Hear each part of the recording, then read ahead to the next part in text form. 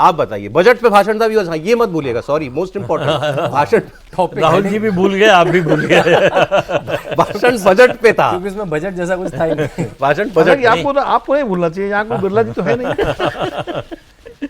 ऐसा है कि लखनऊ यूनिवर्सिटी में हमारे, हम जिस हॉस्टल में थे उसमें एक नेताजी थे, वो फॉर्म भरने के लिए आते थे और फिर गांव चले जाते थे खेती कराने, और इम्तहान के समय आते थे। फिर अमीनाबाद एक जगह है, अगर आप लखनऊ गए हो तो वहाँ से कुंजी खरीद के लाते थे। 5 सवालों के जवाब वो रट लेते थे। क्वेश्चन पेपर क्या आया उससे उनको मतलब नहीं, किनारे रखा, वही 5 लिख के आ जाते थे। राहुल गांधी के भाषण को सुन के मुझे उसी की याद आती है कि मुद्दा कोई हो, उनका भाषण वही रहता है। अब आप देखिए, बजट पर चर्चा है तो आपने जो बोला उससे आपने एक बात साबित की कि आपने बजट पढ़ा नहीं, या आपने पढ़ा तो समझ में नहीं आया।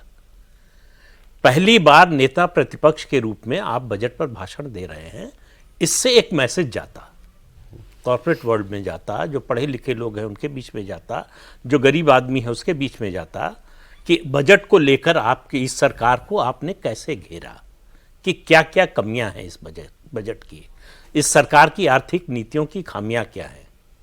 आपसे अपेक्षा जो भी हो, केवल राहुल गांधी की बात नहीं कर रहे, जो भी प्रतिपक्ष का नेता हो उससे अपेक्षा ये होती है।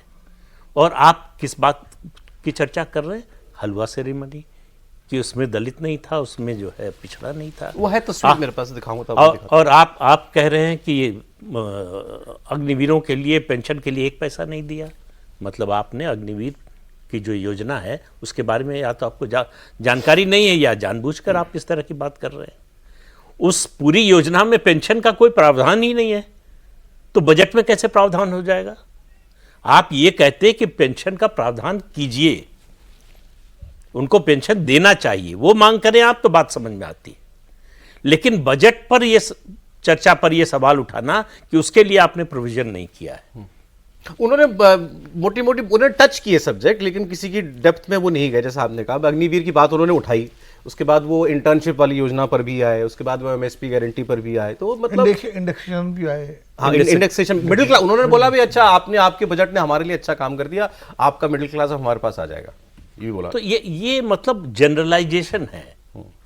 मतलब आप किसी विषय की गंभीरता में नहीं गए। कोई भी सरकार हो, चाहे जितनी अच्छी हो, उसका बजट हो या उसकी कोई नीति हो, उसका कार्यक्रम हो, उसमें आप खामी ढूंढ सकते हैं, आप उसकी कमी बता सकते हैं और अपनी ओर से सुझाव भी दे सकते हैं कि ये होना ये चाहिए था, आपने किया ये। तो ऐसा आप कुछ कर नहीं रहे हैं। अब आप हर बात में जो है धर्म और जाति को आज भी शिव जी के कुछ शिव जी की बारात में सभी धर्मों के लोग थे। कौन सा धर्म था भाई उस समय जब शिव जी की बारात निकली थी? पिछली बार कह दिया भाई, मुद्रा इस्लाम में भी है, क्रिश्चियनिटी में भी है, सिख धर्म में भी है। सब जगह से एतराज हो गया कि इस तरह की बात नहीं करनी चाहिए। तो आप जो नहीं है वो बनने की कोशिश कर रहे हैं। जैसे क्या मतलब? क्या मतलब आपको सनातन धर्म की जानकारी नहीं है, और कोई भी ऐसा नहीं हो सकता जिसको हर चीज की, हर विषय की जानकारी हो। लोग अर्जित करते हैं, जो उसके जानकार हैं, विशेषज्ञ हैं, उनसे बातचीत करते हैं, समझने की कोशिश करते हैं, फिर अपने तौर पर उसको पेश करने की कोशिश करते हैं। सभी दुनिया भर में कोई किसी भी पार्टी का नेता हो, प्रधानमंत्री हो, राष्ट्रपति हो, वो सभी विषयों का ज्ञाता नहीं होता है। वो इसी तरह से काम करता है कि विषय को समझने की कोशिश करता है और उनसे समझने की कोशिश करता है जो उसके विशेषज्ञ हैं, जानते हैं।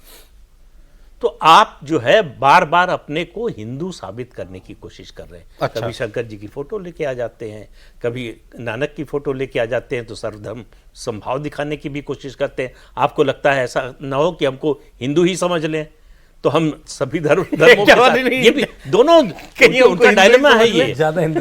ये है कि मतलब हमको हिंदू भी समझिए और हमको सेकुलर हिंदू समझिए, जो सभी धर्मों के साथ चलता है। तो वो कुछ घालमेल ऐसा है कि उनको समझ में नहीं आ रहा कि उनको किस रास्ते पे जाना है। थोड़ी देर इस पर चलते हैं, इस सड़क पे, फिर लौट के दूसरी सड़क पे चलने लगते हैं। तो वो जो उनका भ्रम है, वो दरअसल उनकी पर्सनैलिटी को इफेक्ट कर रहा है।